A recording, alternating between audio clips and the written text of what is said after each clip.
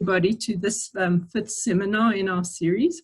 What I am going to do is hand over to Prof. Christy van der Westhuizen to introduce the theme and to introduce our speakers and our respondent.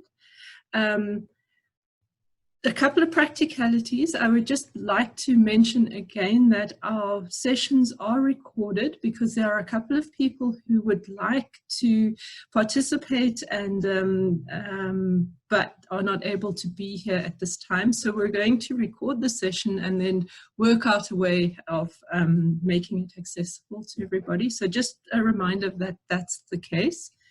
And if you have questions, it would be very nice to just note them down during the chats or using the chat function. Since there are a huge amount of people here, we're not going to be able to get through a whole lot of questions.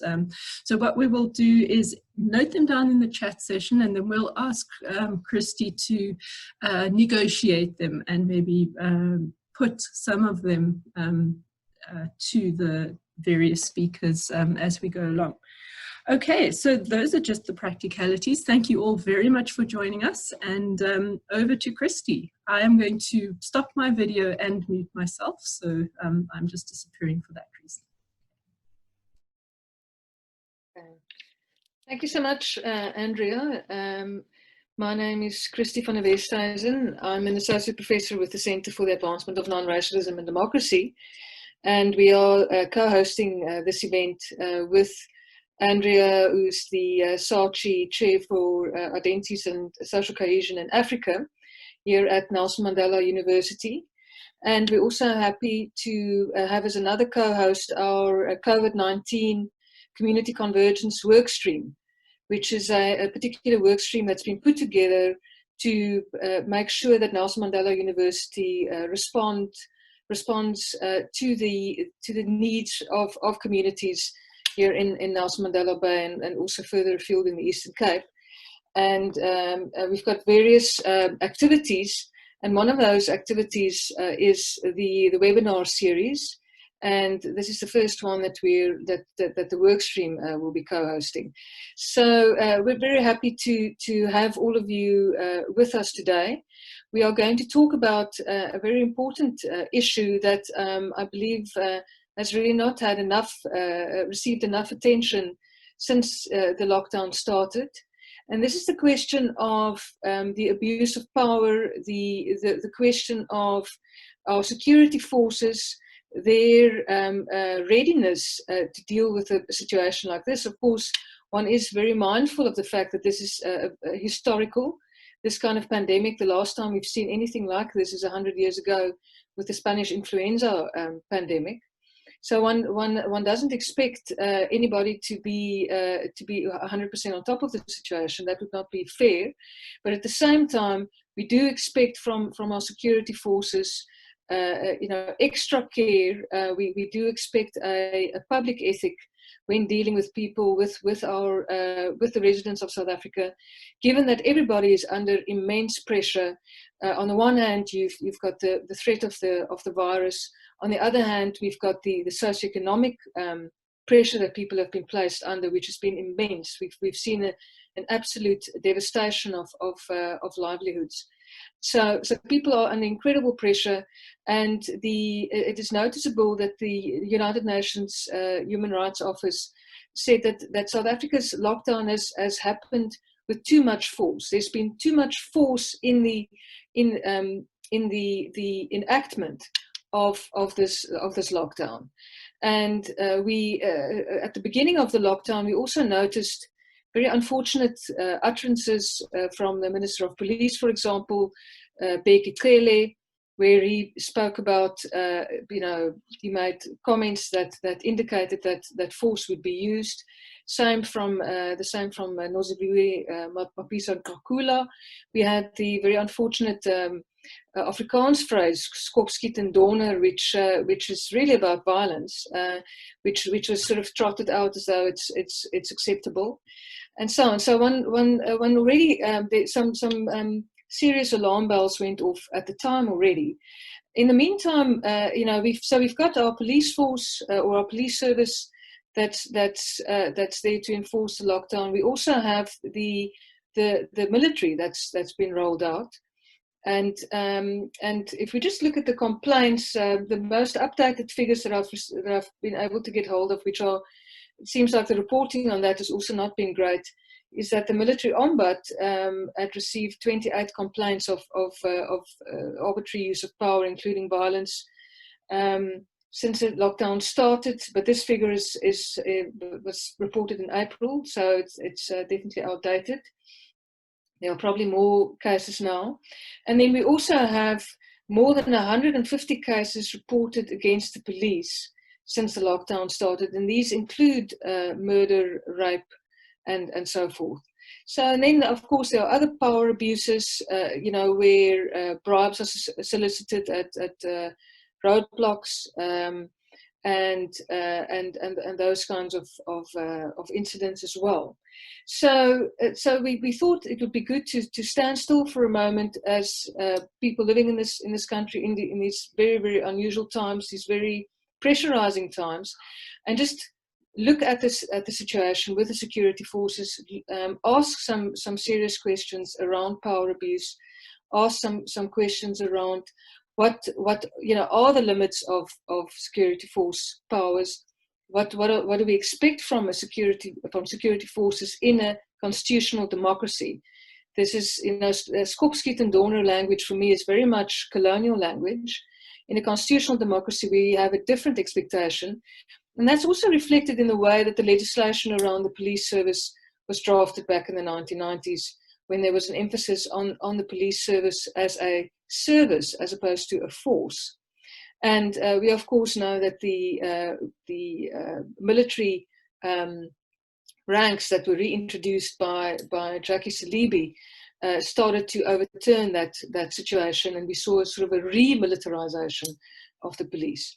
But let me not speak further. I am very excited to introduce our two speakers today, who will be taking us through this topic. And as Andrea said, you'll have an opportunity to ask questions, and we encourage you to ask questions while our speakers are speaking. And then we'll and you can use the chat function, which is at the bottom of the screen. Just click on there, and you can ask some questions. So we're very, very happy to have on board with us today Professor Janet Cherry, who's the head of Department of Development Studies here at Nelson Mandela University.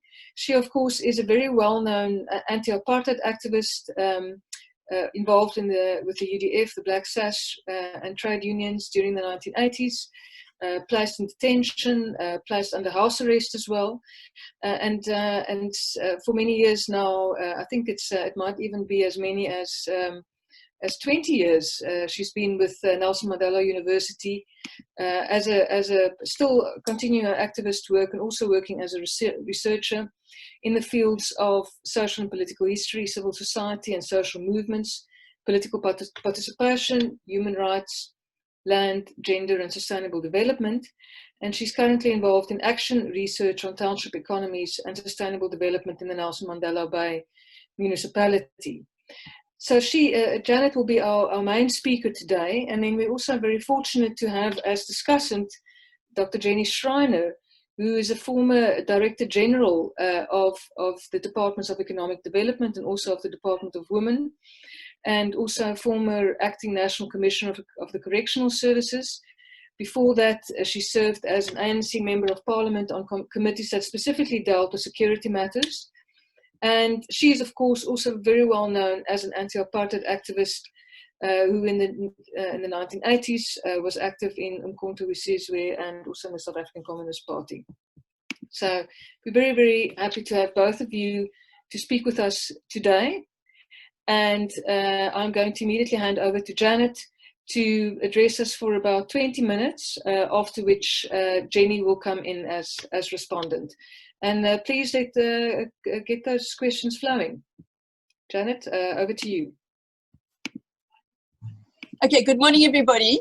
So to kick off, in the past couple of days, I've heard the following views expressed. So one is, I fought apartheid. This is worse than the state of emergency. How can our government do this to us? How can it treat us like this? The other view I heard expressed was, this is like the Soviet Union. Ibrahim Trotsky Patel is trying to decide what kind of t-shirts we can wear.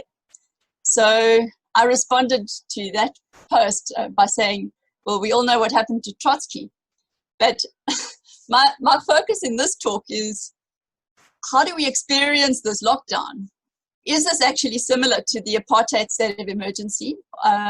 Is it similar to the suppression of freedom under Soviet communism? And are there actually signs of authoritarian creep? And I'm going to try and tackle this question by looking at 4 concepts quite briefly: agency, legitimacy and authority, and fear, lastly. So, okay, firstly, let me ask you all, have you ever done an exercise called a plank, where you hold your posture sort of lying on the ground, resting on your feet and your elbows?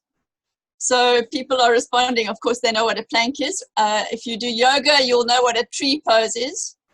And if you've ever watched Survivor, that terrible reality show, you'll often see people having a competition where they have to hold a posture. And in torture categorization, this is known as forced posture. But we all know that when you do the plank, this is not torture. So the question is, how is it different from torture?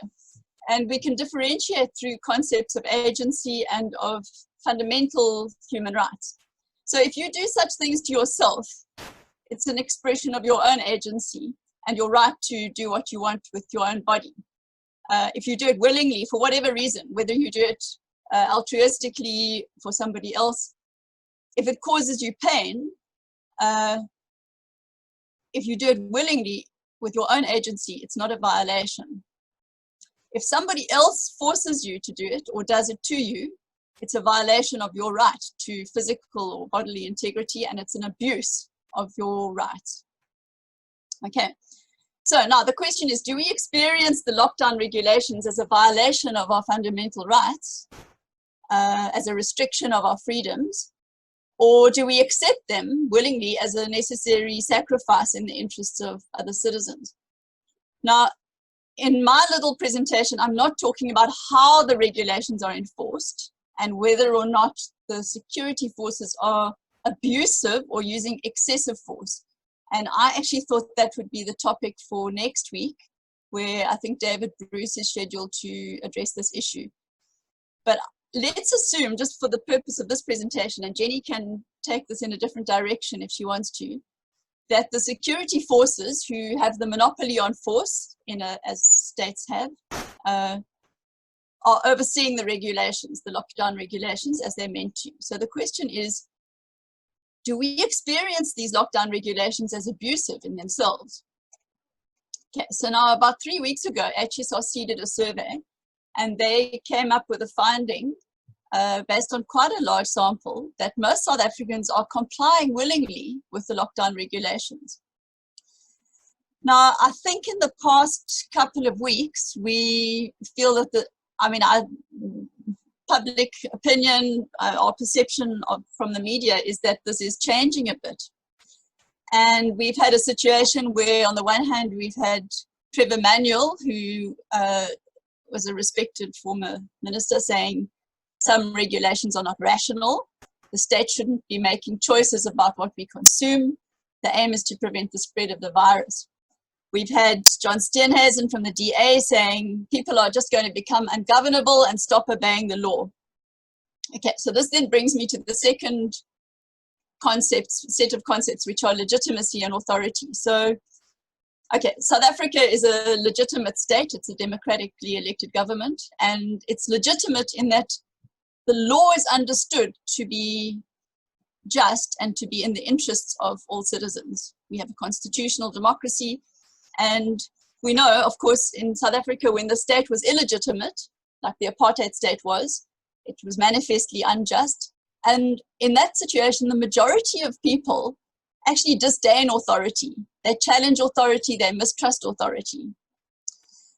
So in this context, coming back to this context, where at least my generation and the generations before us remember the apartheid state, the state is actually treading quite a fine line, because that legitimacy can be lost. So if we experience the regulations as unjust or irrational or unfair, we don't obey, or we stop obeying the law. If it's seen as unjust, we protest against the law, we speak out, and as you are well aware, we have the freedom to do so. So, I mean, it's actually very important for the president, as he did the other night, to admit mistakes and to try and rectify them, because it's a fragile situation if the state loses legitimacy in the eyes of the citizens. Okay, so what is different from this situation to the state of emergency? I was listening to an interview the other day with Mo Sheikh, who, I don't know if you've read his book, but it's quite an interesting book, and he was brutally tortured by the apartheid security police. And he was interviewed by Jonathan Ansler a couple of weeks ago, and he was asked about his experience of lockdown. And he said, well, compared to his experience under the apartheid regime, it was a walk in the park. You know, like it doesn't feel like anything problematic to us.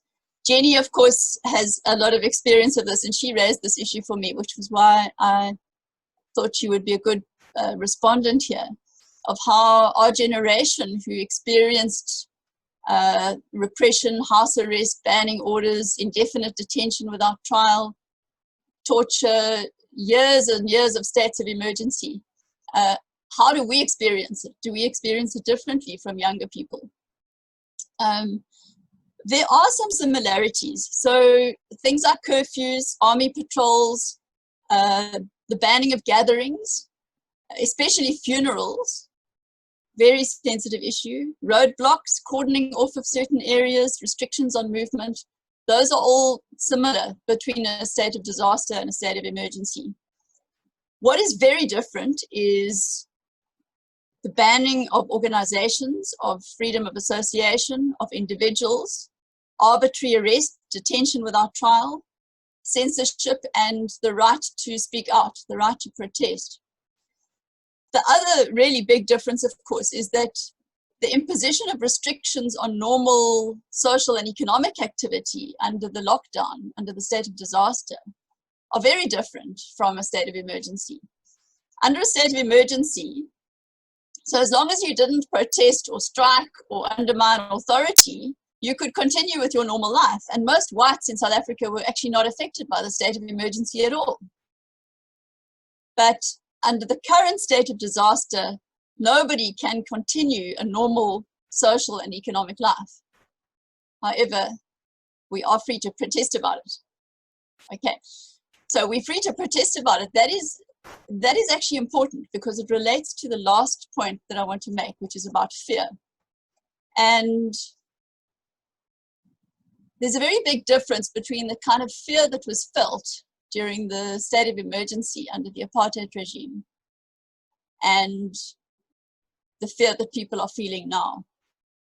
So my answer basically is that the fear of the state, which under the apartheid regime was only felt by certain sectors of the population, is counterposed in this context with a fear of death, which is the fear that is felt by everybody. And the fear of death actually overrides the loss of freedom. Now, I want to just illustrate this point a little bit, because it doesn't sound very clear to me. So I just before the seminar, I read a couple of messages on a WhatsApp group. It's called the Generation of Young Lions. And one person says, I must confess, I always battle to understand when someone attempts to equate security forces today with the apartheid killer machinery. And then the response was, yeah, comrade, but if our own government or if security forces behave like apartheid ones, then people cannot be quiet. Okay, and then he gives an example of how police arrested some women who were going shopping, and he intervened and told the mad constable that you don't need a permit to go shopping. So that illustrates to me, I mean, that in South Africa, citizens of all races and classes are confident to assert their rights, often very disrespectful of authority, protest all the time, speak out every day without any hesitation. And I've got to say, I saw another Facebook post from a connection of mine in Zimbabwe, which is a brutally repressive regime. And it was 3 young people who were protesting who were absolutely viciously tortured and beaten up and dumped in the middle of the bush. This is yesterday, by the way. This is not something that happened 10 or 20 or 30 years ago. And, you know, I remember, Jenny will remember, Jeremy Cronin got into trouble for talking about the Zanu-fication of the ANC. And, I mean, having been in Zimbabwe recently, I can assure you that South African citizens have a very, very different experience of the state to Zimbabwe citizens, okay? So Zimbabweans actually fear the state. Protest is brutally crushed. Ordinary citizens are afraid to speak out. Even university lecturers and students don't criticize the government in Zimbabwe. So there's a big contrast between how we experience the state. Okay, so I think on the issue of fear, as South African citizens, our fear of death is far greater than our fear of the state. And that is as it should be. So what does this mean? Okay, the regulations as they are experienced differently, and there are generational differences, race, class, gender, geographic location. There are differences in how all different sectors of society experience it. But my argument is that whether we experience hunger or restrictions on our livelihoods for our families, whether we experience deprivation of social contact with our loved ones, or restrictions on freedom of movement, or deprivation of consumer choice, or restrictions on cigarettes or alcohol, the key is that these are restrictions on our rights, but they are not violations. And they are not signs of what you could call authoritarian creep. Authoritarian creep, I mean, creep, as you understand, means the gradual, insidious state becoming increasingly authoritarian, but in a gradual way, so that you don't see it all at once like we have a dictatorship. We gradually get used to it. And the argument here is that the restrictions on our rights are not actually abuses or violations, because of course the first rule of human rights is your rights only extend as far as you don't infringe on the rights of other people. So what President Ramaphosa actually said yesterday, if you heard him, is it is not a violation of your rights, it's a securing of the rights of other people. So my conclusion to this is that however you experience the lockdown and however adversely it affects you, it is not an indication that this is an authoritarian state. Okay, thanks. I'm going to leave it at that.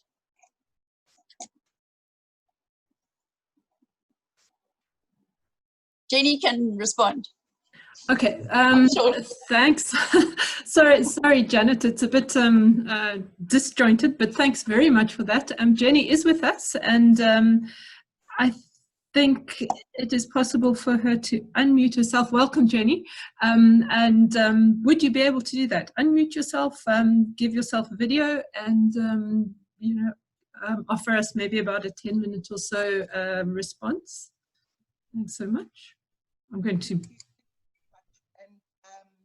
Apologies for joining you a bit late. It's a very interesting and challenging topic that we are discussing, and I think that Janet has lifted up particular elements that are fundamentally important. In particular, the issue of in a democracy, the balance between legitimacy and authority. the issue of what she's phrased as restrictions of rights versus violations of rights.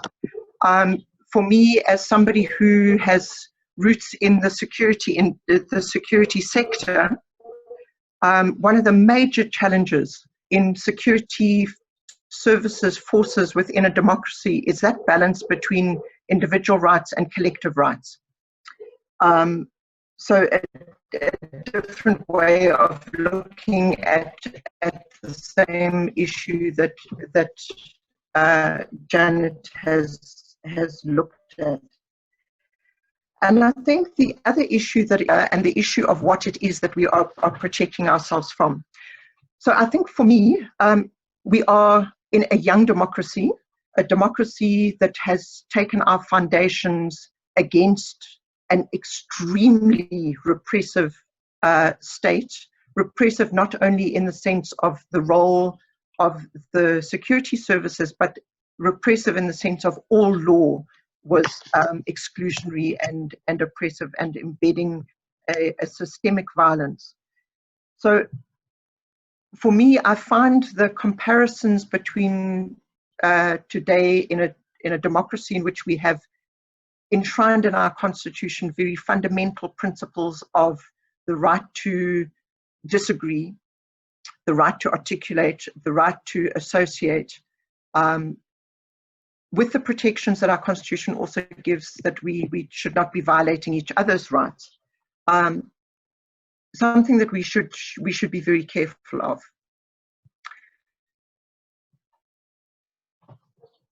In our 26 years, we have not been on a completely smooth trajectory in relation to the nature and role of the security services earlier either. And I think that part of what I was reflecting on as I was thinking about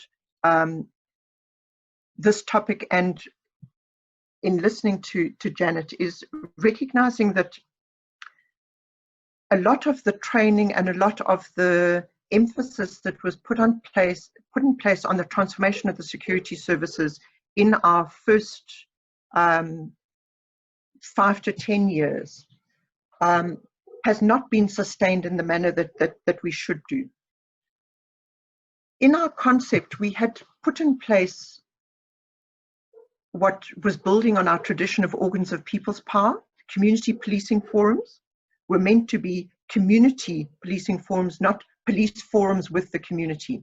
And I don't think that we've sustained those as elements, again, that are very important in balancing within the state the manner in which security actions are taken forward.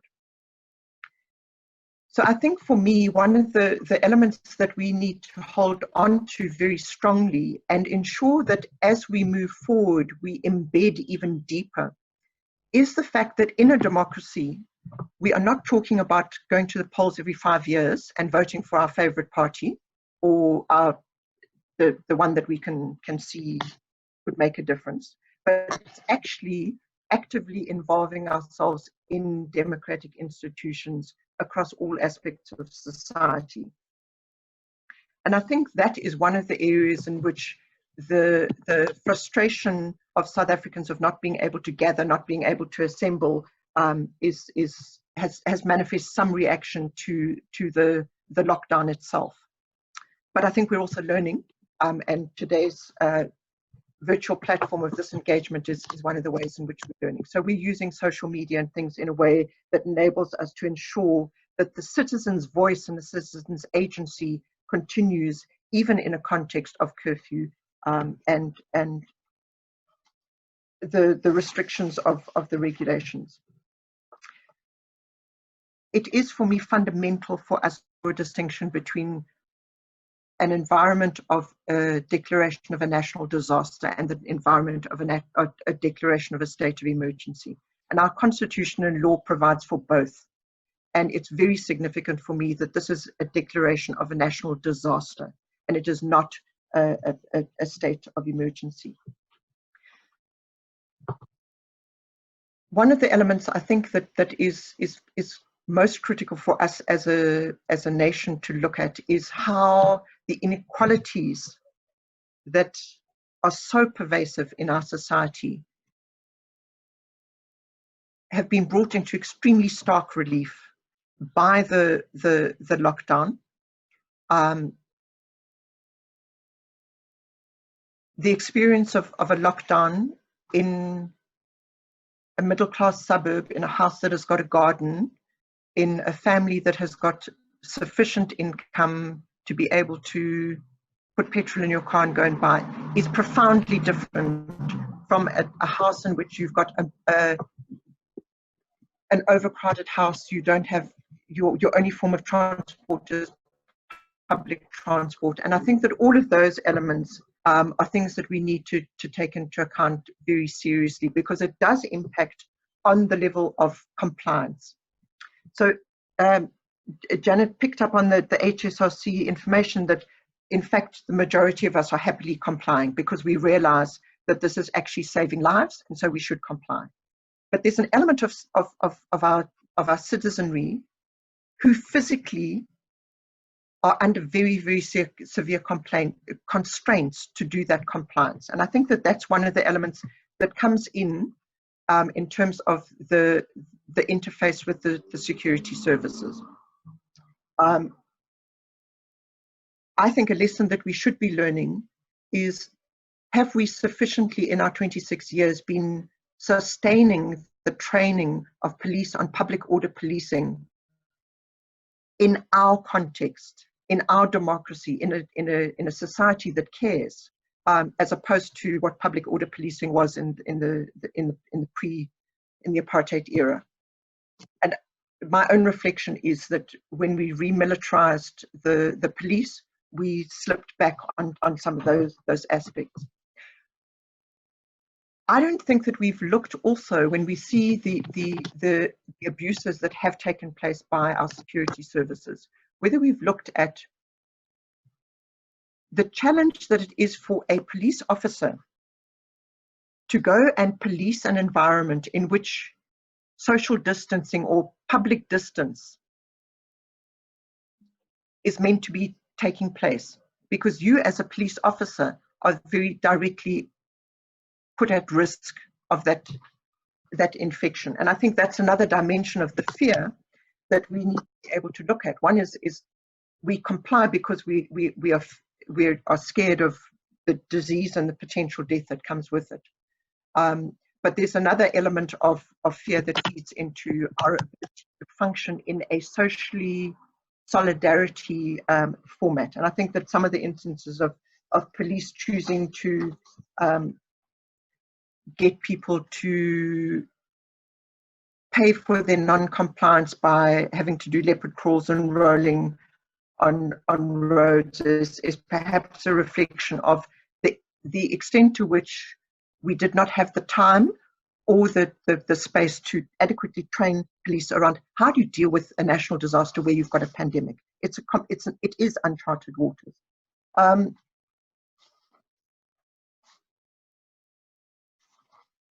So I think for where we should be as a nation is saying we've been put in by a pandemic into uncharted waters that are testing the nature of our state. Our state has to be, if we are going to be able to survive COVID, and if we're going to be able to change the inequality that exists in this country and develop this country, the state has to be an interventionist state. And I want to draw a very strong distinction then between an interventionist state and an authoritarian state.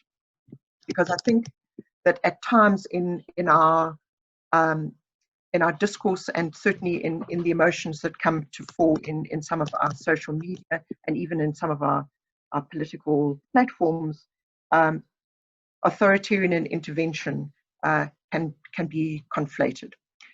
The critical element for me in assessing the state and the way that the state behaves at any point in time is the behavior of the state legitimate in the basis of the developmental requirements that are needed and the fundamental principles of human rights that are embedded in our constitution.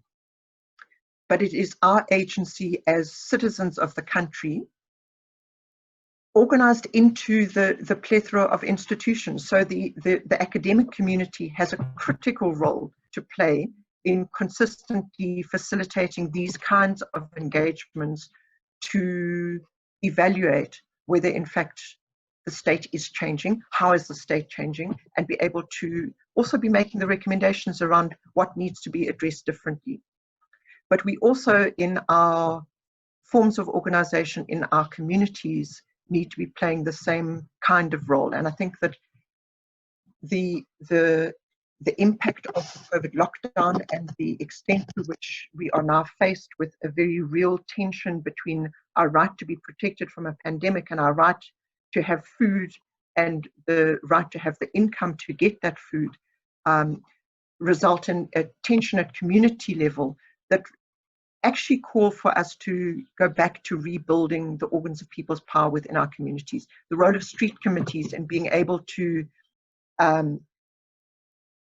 mediate, engage in the relationship between the state and individual households becomes for me a critical part of it. So that, I think, is, I would,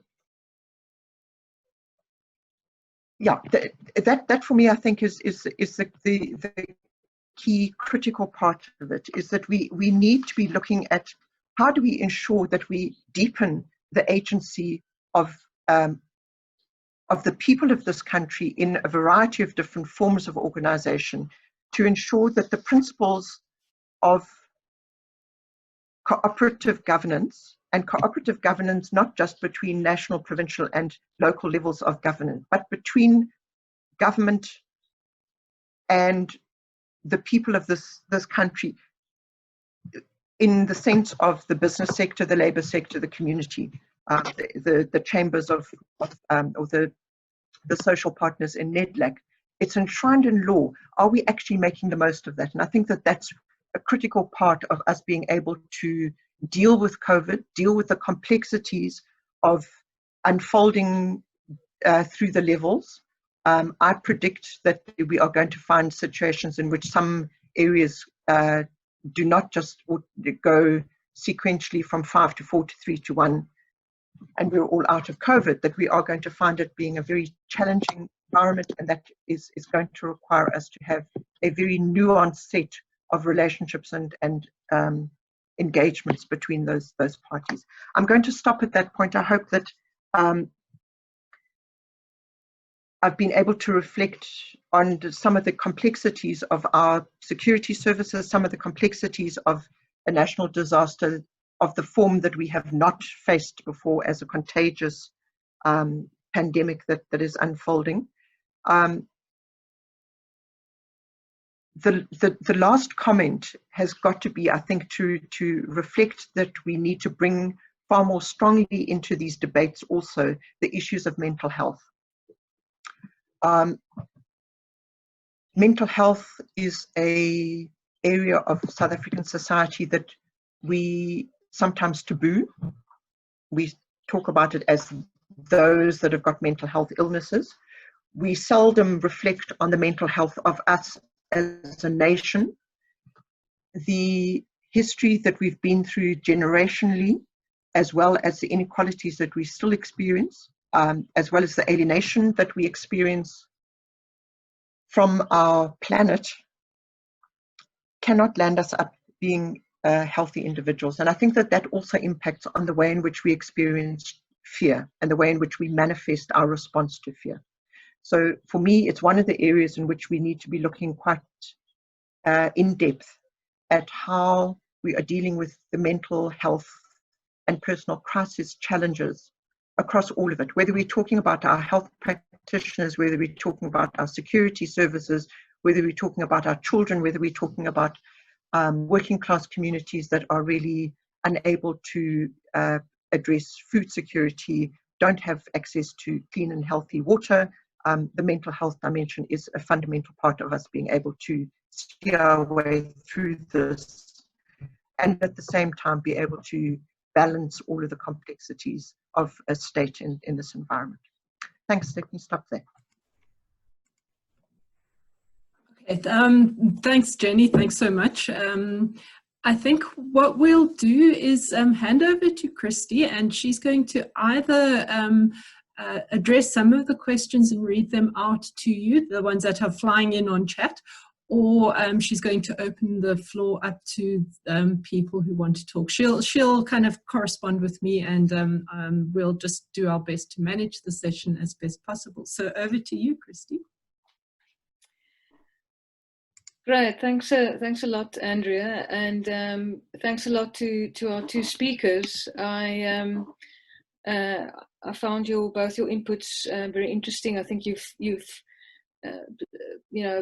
covered quite a bit of important ground. Janet took us through 4 points: agency, legitimacy, authority, fear, and made, I think, very important distinctions between the state of emergencies of the mid-1980s and the situation that we're in at the moment. And I do think you really underlined how spurious those kinds of comparisons are. Jenny also spoke about the importance between the balance between legitimacy and authority, and the difficulty in maintaining that balance also in a constitutional democracy. That is basically what the state is required to do. And then, of course, for the security forces, that question of the balance between individual and collective rights, and many other important points. Also, I think the distinction between the interventionist state and the authoritarian state, which I thought was also an important distinction to underline. So I am firstly just going to, on this question of authoritarian tendencies or not, just tease out a few questions with our speakers before I turn to the chat questions, because something that I'm just noticing, if one's talking about authoritarianism generally, the question comes in, of course, an authoritarian, something that would be seen as an authoritarian tendency is controlling the access to information of the general public. And I think this is, but of course we know that democratic states do this as well. This is not just, this is not unique to authoritarian states, of course. The control of information is very important to political elites. And of course, in this kind of situation, the control of information becomes also very important. And there's, because of the very well-known argument around you don't want to cause public panic and so forth. But it is interesting, I think, particularly if we take it now to where we are here in the Eastern Cape, how difficult it is to get a consistent picture in the form of numbers of what is really going on with the infection rate, the testing rate, and so forth in this province. And it's also very noticeable that your testing rate per province, so if we're talking about all of our provinces, that's quite hard to come by. We get the national testing rate, but we don't regularly get those provincial figures. And for the Eastern Cape, very, very difficult to find. And then there's the rate of reproduction of the virus, which we get at national level, which, as we know, has been over 1, which is why some scientists are now arguing that the lockdown has actually not been effective. But we don't have that rate of reproduction, those figures per province, because we saw that the Eastern Cape figures would make much more sense for us. We have seen the Eastern Cape figures is growing and growing and growing when it comes to infections and to the death rate. And at this point in time, we're third in line after Gauteng. So I'd like to just hear from our speakers in terms of the management of information, your thoughts on that.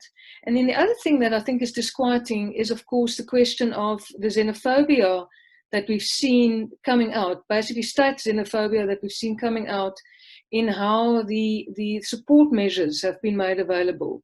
So that's the other question. So if you foreign nationals that are unregistered cannot access food aid, etc., etc. And then the other point around the kinds of small businesses that can access assistance, yet again, have to be They have to have tax compliance certificates. They have to be registered as businesses and so forth.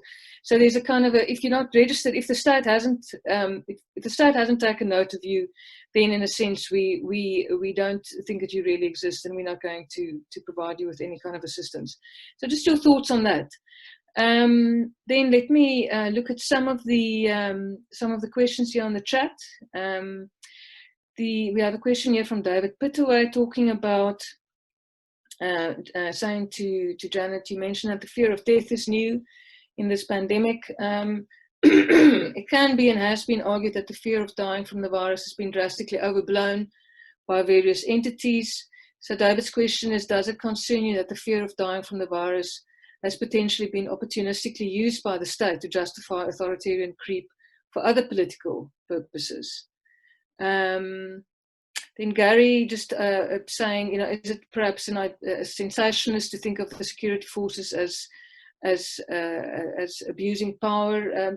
Gary, I don't know if you were in that conversation earlier, but we do have more than 150 cases against the police since the lockdown started, so I don't think it's just sensationalism.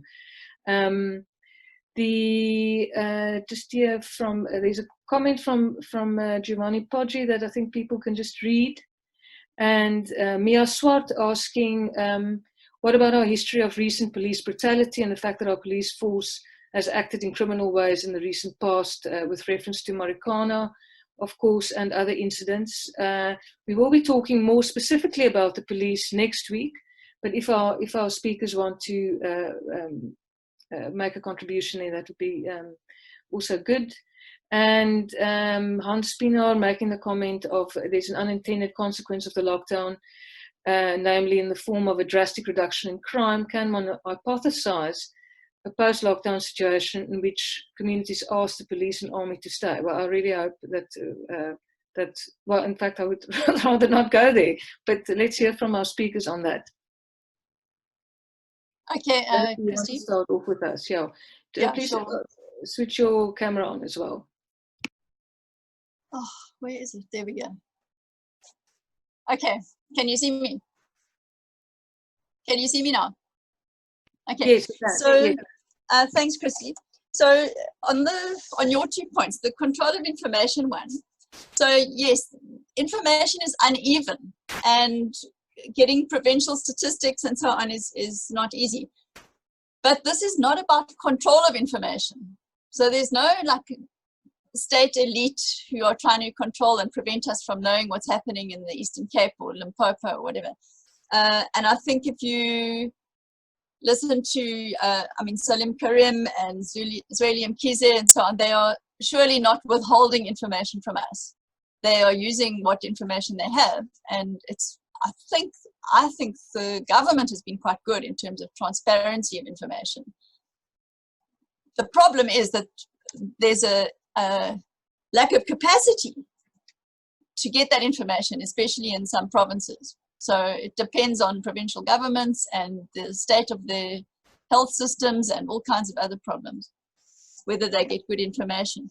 On the xenophobia, similarly, I don't think that this is a result of xenophobia, i.e. the targeting of particular groups or persecution of particular groups.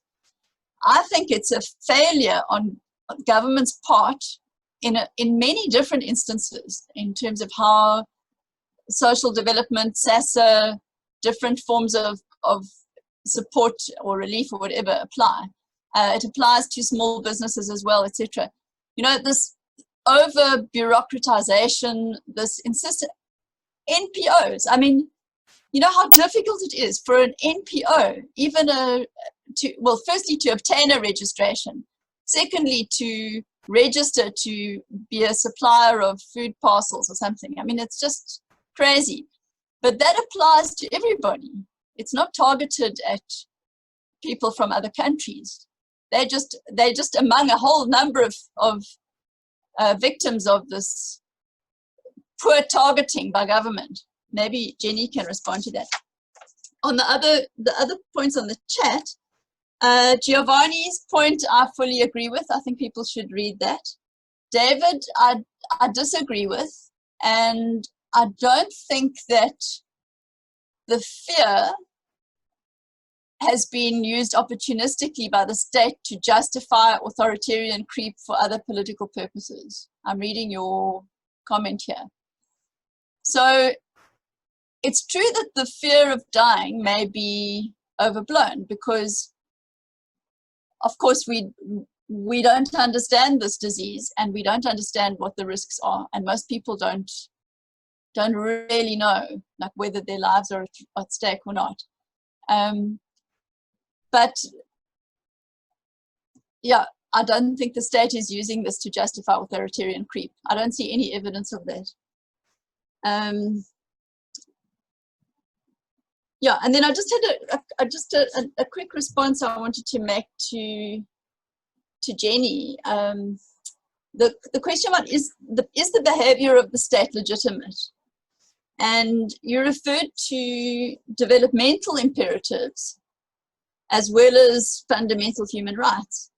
Now, the interesting thing there is that the state can meet developmental imperatives and at the same time abuse fundamental rights. So it's the sort of first and second generation rights argument. So, you know, the Soviet Union or Cuba met everybody's second generation rights in terms of provision of housing and food and healthcare, but they abused people's first generation rights in the process. So again, I mean, I think Jenny's argument is that the state must do both. I mean, it must be legitimate in both senses. Yeah, okay, let other people respond as well.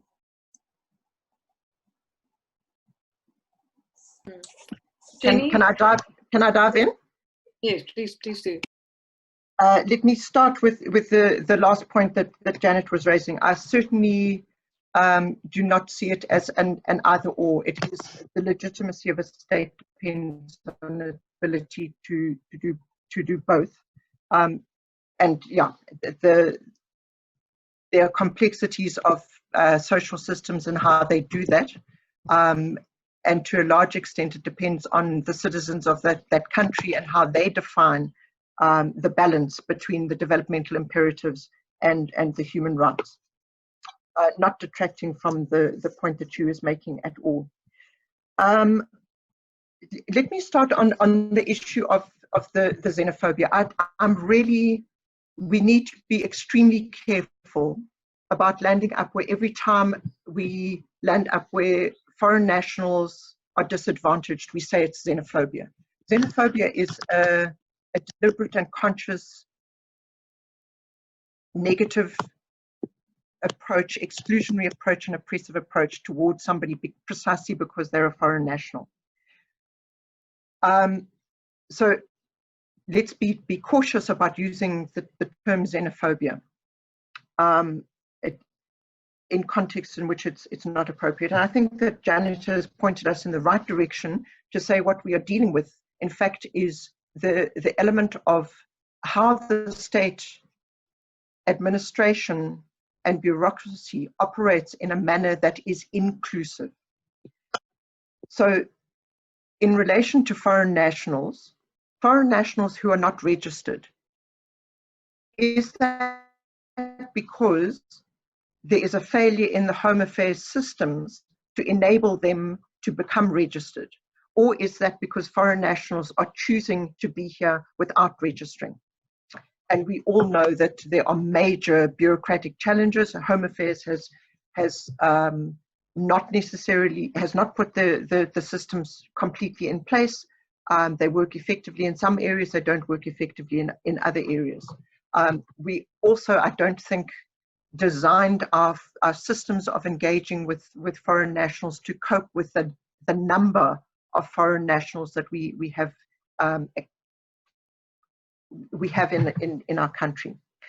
Similarly, in terms of the informal economy, the process, and there are two parts to it. One is the systems that are in place in terms of small business are sometimes so onerous that actually small business can't cope with it. And that is a constant challenge raised again recently by people within the Black business community, saying that government really needs to attend to it. I would be hoping that in this COVID-19, where these issues are being put so much more starkly than under the normal circumstances, government would be responding to actually learn the lesson and be able to change it. Similarly, in terms of the NPO registration, social development has not been completely on top of those processes. So I think for me, those are flagging issues in which there is a learning curve for us as a young democracy about how we better improve those processes. But looked at from the other side, if you're sitting in the state and you are responsible for ensuring that there is food security in every household or for every individual in South Africa, how do you ensure that those resources are distributed except through a bureaucratic system? Because the potential for corruption and abuse of those processes, even with the registration process that we have, is enormously high. And so it becomes a very difficult balance. You can't do that without having the bureaucracy. The key issue for me is it's very clear that our bureaucracy is not sufficiently inclusive. And in addition, we are also faced with sinusitis. So there is the indigent register at municipality level. There's the UIF work seekers at national level. There is in social development, there are another set of food security or social distressed families. We're not putting it together.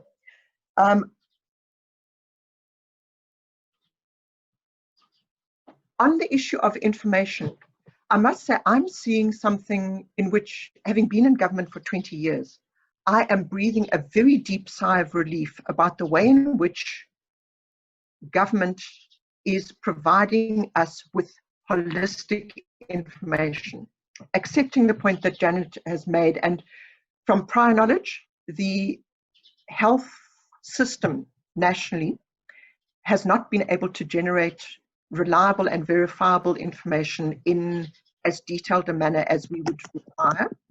And certainly the Eastern Cape, just to pick up on the question, Christy, that you had raised around the frustration of Eastern Cape information, Eastern Cape has been a province that has been battling historically on those issues. So again, for me, it's flagging an issue in which the learning of the state and the putting in place of appropriate systems is necessary. I think that the last part that I wanted to pick up on is the issue of the police and whether we would be likely to see communities asking the police and the army to stay.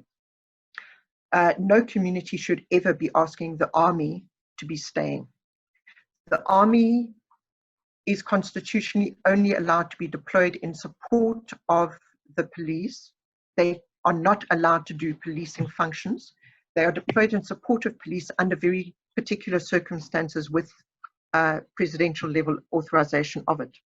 I would hope that what we would be learning from this in terms of the police is that visible policing, which was a fundamental platform of our approach to policing in the Safety and Security White Paper in 1994, 95, 96, and in the concept and transformation of the old SAP into the SAPS service, was based on visible policing. The more that we have visible policing and the more that police are trained in how to do visible policing, one of the comments in the chat is reflecting on how police have been responding very positively in people going through roadblocks and things. So yes, we've got police who are very clear that they are a service and that visible policing is an important part of their function, and other police, unfortunately, who don't. I am comfortable that we have put in place the mechanisms for being able to deal with police abuse, be it the Public Service Commission, the Public Protector, the Independent Police Investigative Directive, the Human Rights Commission, all of those, and we need to ensure that we use them. And it's a reflection of a strong democracy when in fact we see police being charged and we see police being arrested and we see police being held accountable. And I think the last question was, yeah, I'm going to wrap up right now on the community policing forums, because one of the questions was, what is their role? And the role should be to ensure that the role that police are playing in that community is ensuring that there is crime prevention and that there is the combating of crime when it exists. But it is primarily an instrument of crime prevention and a fundamental part of being able to ensure that the interface between police and community is an appropriate one. Thanks. Right, thanks a lot, Jenny. Sorry, everybody, we've really completely run out of time. It is 12 o'clock on the dot now. I really want to thank our two presenters. Let me just run through a few of the comments that are on the chat. We didn't get around to Ruby Ann's question, but she asked a very important one, which is there are differences in the manner in which SAPS personnel and or National Defence Force personnel behave towards citizens in economically disadvantaged areas compared to citizens in other areas, and how do we understand this dichotomy? This is something that we could perhaps also look at next week's webinar. Then Gary's response that people can have a look at, just from, I think Gary's making also a point about us as a broken society, of course, having many different complexities even before COVID-19 descended upon us. Leslie Green's comment, I think Leslie Green is making an important point around, you know, the balance between, on the one hand, medical science and then a broader understanding of society. And I think at points one did get an impression that there's not enough of a balance, actually keeping everything in mind, also socioeconomic conditions and socioeconomic possibilities for survival. So I think let's leave it at that. Let's wrap it up. Thank you so much again to Janet and to Jenny for taking the time to talk to us today. We do appreciate it. I hope everybody has found this insightful. Next week we will have David Bruce, who's a well-known independent researcher on questions of policing and state violence and criminal justice, who will be talking specifically to the question of the police and how should we understand the actions of the police during the lockdown.